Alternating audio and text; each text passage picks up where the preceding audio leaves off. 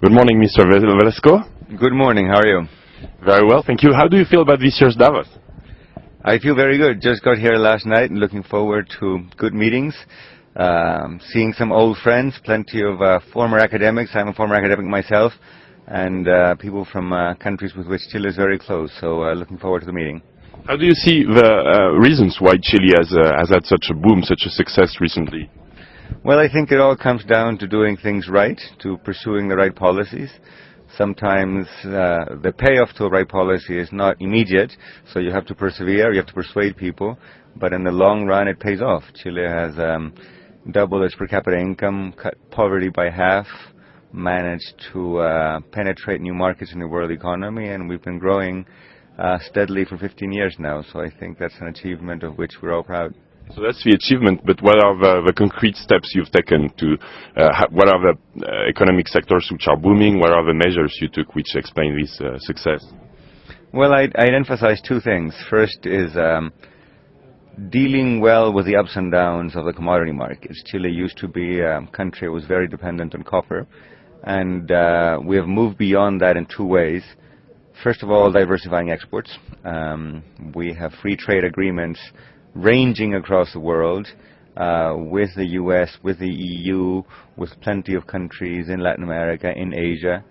Altogether, they account for 86% of world GDP, and that means booming exports all around. We exported $60 billion last year. The other key component in that strategy is handling the fluctuations in copper prices. Copper prices went through the roof in 2006, and it was a real challenge to handle this well, to save a good deal of that money, anticipating the price would eventually fall, and it did fall. It's now to $2.5 a pound, and Chile has accumulated plenty of national savings, public sector savings. We have over $10 billion that we saved last year, and we will use this to finance programs and to finance growth going forward. And how about the next generation, knowledge industry, the internet, the IT industry, the boom we are seeing in China and India? Yeah. Is Chile involved, I guess, in this? How many, do you have startups? Do you have an economy building around this? Yes, very much so. Our strategy has been to take the areas in which Chile has been naturally strong, natural resource industries, not just mining, but also agriculture, fishing, forestry, and create around each of those a higher value component. For instance, Chile is moving today from exporting simply copper to exporting equipment for copper mining. We're moving upstream also in the aquaculture industry, exporting not just fish, not just salmon, but techniques for growing fish, for raising fish, vaccines for keeping the fish from getting sick. We're also moving into areas of higher technology, software which is especially designed for these kinds of industries. And for all of this, we have a variety of public policies and public-private partnerships that stimulate that. I'll mention one.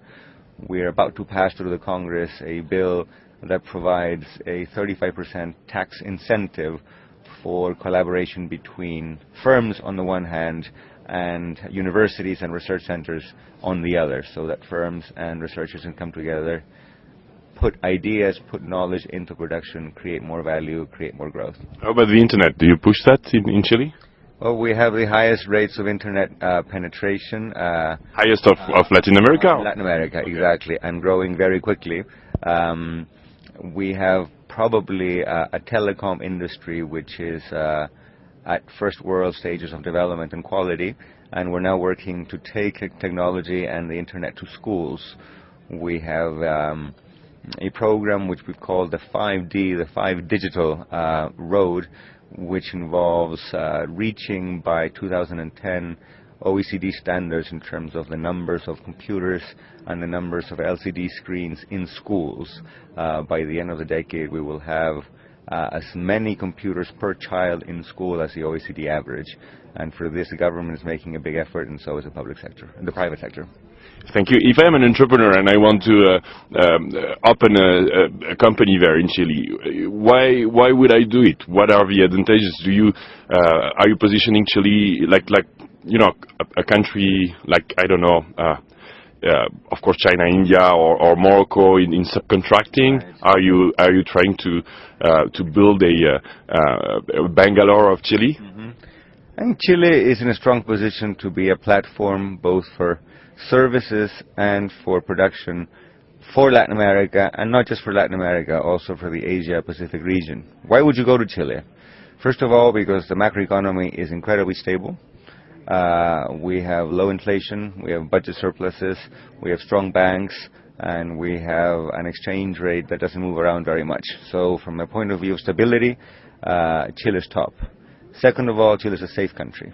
We have low crime rates, we have safe cities, and we have vastly improving infrastructure, new airports, new highways around the city, a new road that crosses Santiago underground mostly, which was completed in time and under budget. And in addition to that, Chile is a country where the rule of law and the quality of government and the regulatory apparatus are at OECD levels. If you look at the indicators of the World Economic Forum or the World Bank, they all emphasize that Chile has high-quality institutions, and these institutions make it easy to start a business, to run a business, and to grow a business. So you've mentioned OECD several times. Why are you pursuing the goal of joining the OECD? Well, Chile has formally applied a couple of years ago, and we have ongoing discussions with the OECD, and it is certainly a goal of our government to move forward in that. And so you will host the World Economic Forum Regional Summit in Chile in April. That's right. Why did you, why did you organize it there, and what do you expect from it for the country and also for Latin America? Well, to do it in Chile, I think is quite natural. Chile is a small economy and geographically far away from Europe or the US, but very much plugged into world affairs, into world business, into world trade and finance. What do we expect to get out of it? Two things. First of all, to bring people with good ideas to Chile and to have good discussions. And second of all, to showcase Chile as a place where you can do business, you can invest, a growing economy and a safe economy, as I was saying before. What is your agenda here for the next day or so, and we'll finish by that. What is your interest in Davos? Who are you meeting? Can you? This is like a blog. This is not TV. So can you share a bit? Like more personal. Where are you going? Who do you meet? Tell us the secret. Well, plenty of meetings, both big and small. I can tell you about a few. One meeting will be with the Secretary General of the OECD to talk about possibilities for Chile joining the organization. I have a few meetings with former Harvard colleagues to see how they're doing and what ideas they're carrying around. I'll be participating in a number of meetings with Latin American leaders. One meeting with the presidents of Brazil, Colombia, Mexico, another meeting with foreign ministers and finance ministers from around the region. And then a few other things which are perhaps non-economic, but always also very interesting for somebody in my position. A meeting about the growth of cities, a couple of panels on globalization, plenty to keep one busy. I have a last one, Minister, if you allow me. You're very young to be a Minister of Finance. How did you choose for politics instead of going to business or any other choice? Why, and how did you go so fast as a leader? I'm not so sure I'm that young, but thanks for the compliment anyway. Well, I'm French, so I compare to our French ministers. Well, Chile has a young government. Chile is a country where people in government, a new generation has come to power. We have the first woman president ever in our history, and lots of younger people have joined her government, people with studies abroad, people with very good training. I myself had a previous incarnation as an academic, both in Chile and in the US. I taught at New York University, at Harvard, but I was always very much plugged in public affairs in Chile. And when given the opportunity to re-enter public service last year, I was very honored, and here I am. Thank you very much, Minister Velasco. Thank you very much.